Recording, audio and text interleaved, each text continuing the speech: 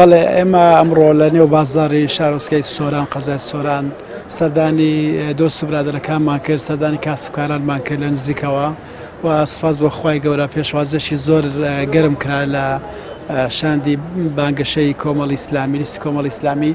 من هەستم بەوە کرد کە خەڵک ئومێدێکی زۆری چنیوەتەوە لەسەر ئەو لیستی کۆمەڵی ئیسلامی، ئەو پاڵپشتێکە لە خەڵکەوە هەستمان پێکرد، ئەو ڕێزێکە ئەوڕۆ هەستمان پێکرد هاندەرەشی زیاترمانە بۆی ئەمە زیاتر خزمەتی ئەو خەڵکە و ئەو میلەتە بکەین. ئەم خەڵکە تینووی ئەوەیە کە کەسێک ئاوڕی لێ بداتەوە، کە کەسێک دڵسۆزانە کاری بۆ بکە.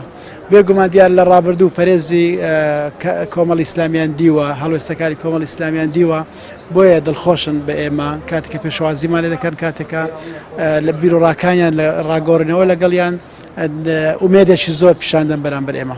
ئێمەش ئەوە بە ئەرکێکی قورس لە سەرشاری خۆمان وەردەگرین، هەست دەکەین ئەو متمانە باشەی خەڵک بۆ ئێمە مەسئولیەتمان گەورەتر دەکات.